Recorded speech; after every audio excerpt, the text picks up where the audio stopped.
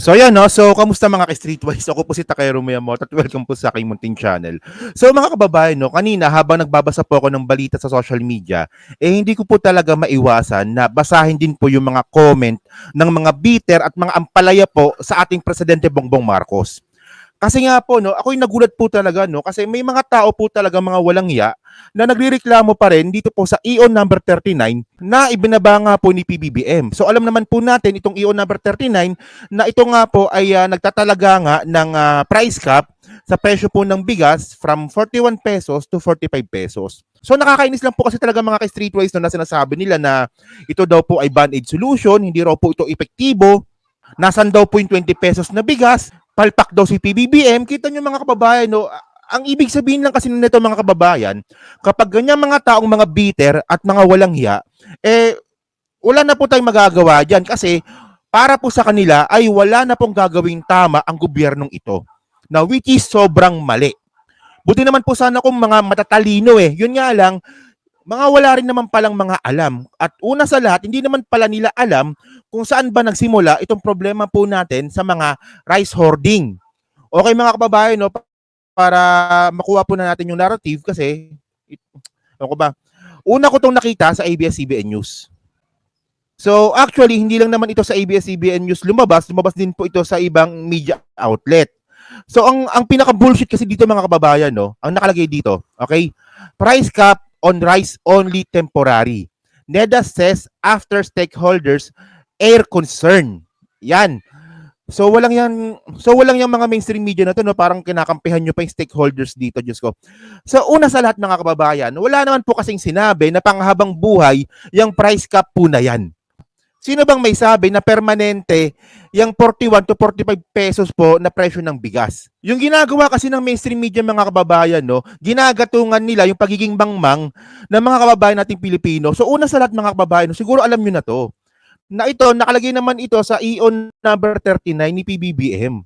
Okay, hindi ko alam kung bakit kailangan nyo pang ibalita to. Well, ang lumalabas kasi dito mga kababayan, no, parang ginagatungan pa ng ABS-CBN at saka ng mainstream media yung pagiging bitter po ng mga kababayan nating Pilipino na ayaw po sa gobyernong ito. So una, ito nakalagay naman ito sa page 2, sa section 2. Sa section 2, nagkamali lang ako ng binilugan So ang sabi dito, okay, the mandated price ceiling shall remain in full and effect unless earlier lifted by the President upon the recommendation of the Price Coordinating Council or the DANDTI. So malinaw mga kababayan no na ito naman po ay temporary lang. At saka bukod din po diyan mga kababayan, nakalagay din naman po ito sa page 3, section 5. Ang sabi dito no, okay, repeal. Okay, the orders, rules and regulations and other issuances or part thereof which are inconsistent with the provision of this order are hereby repealed or modified accordingly. So malinaw po mga kababayan na talagang temporary lang po talaga itong price cap po ni PBBM. So ewan ko ba no kung bakit ganyan yung mga yan. At saka mga ka-streetwise no, bakit nga ba temporary lang ito? 'Di ba? Syempre maraming reason 'yan. Pero kaya naman po talaga binaba yung EO number 39 po na yan.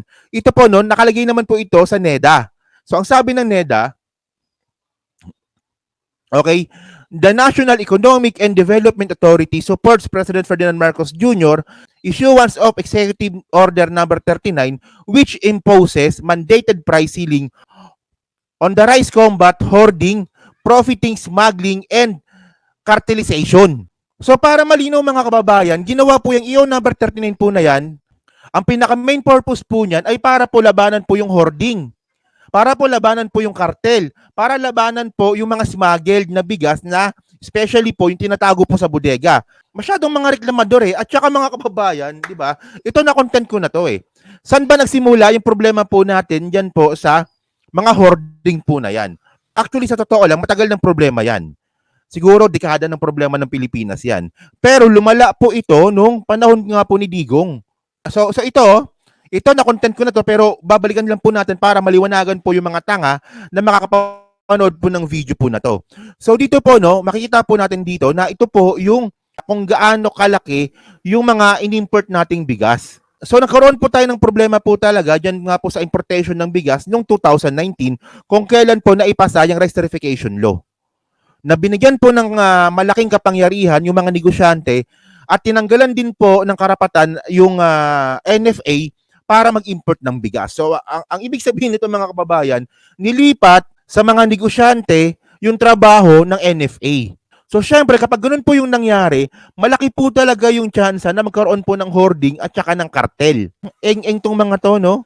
Gumagawa po ng paraan ang ating administrasyon para po sa ikabubuti po ng mga consumer, para po sa ikabubuti po ng mamamayang Pilipino.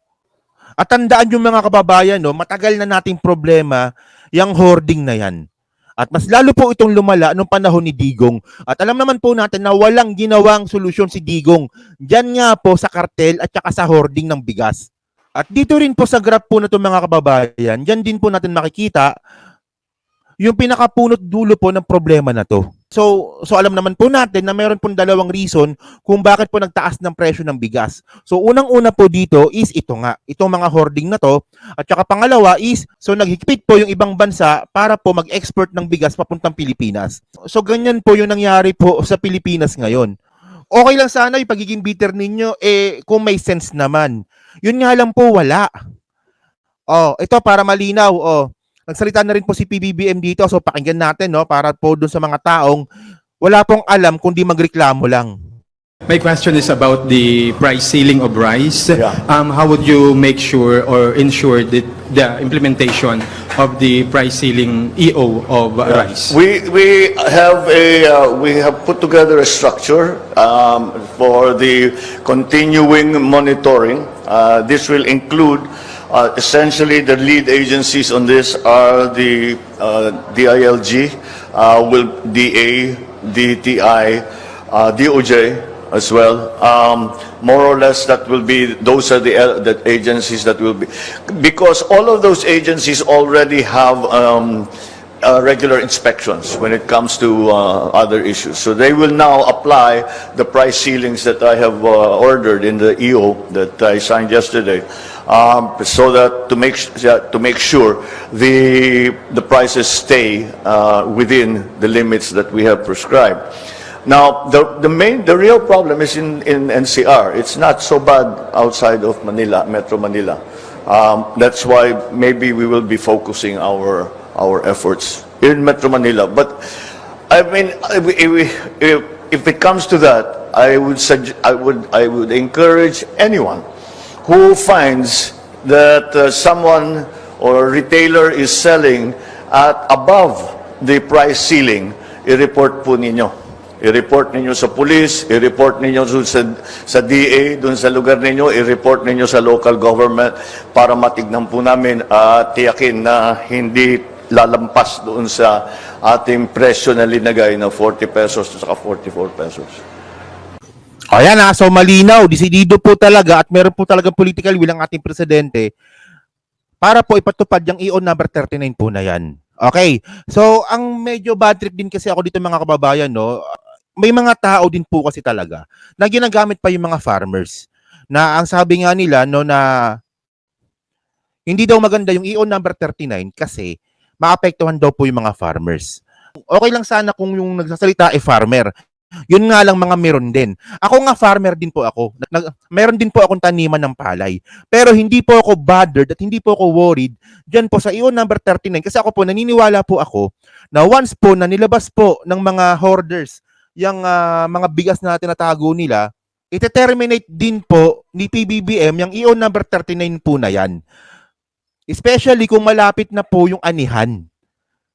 At malinaw naman po mga kababayan, no, ulitin ko lang, na ginawa po yung EO number 39 po na yan, hindi po para sa farmer.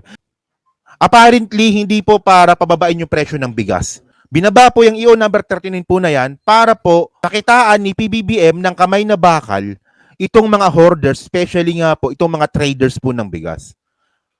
So, sobrang basic lang naman nito, Diyos ko. So, ganun po talaga mga ka-streetwise, no? Kapag ang tao po talaga ay bitter, wala na po makikitang tama po yan. So, sa akin, minsan po kasi patola po ako minsan. Siguro napapansin nyo rin po siguro, no? Especially dun po sa mga tao na friend ko sa Facebook, na ako po talaga ay nagko-comment po talaga at nagre-reply po ako sa mga nagko-comment po ng katangahan sa social media. Kasi mga ka-streetwise, tayo kompleto tayo ng datos at kompleto po tayo ng critical thinking. So yun lang po mga kababayan, no? So malinaw naman po yung sinabi ni PBBM na kapag meron pong hindi sumunod sa EO number 39 po na yan, ay i-report po sa police, i-report po sa DA, o i-report po sa LGU. So yun lang po mga kababayan. No? So kayo po, ano po masabi nyo nga po dito sa mixing nating content? So paki-comment na po sa baba at binabasa ko pong lahat yan. So hanggang sa muli po, maraming salamat po sa inyo lahat. Ako po si Takero Memoto. Babush!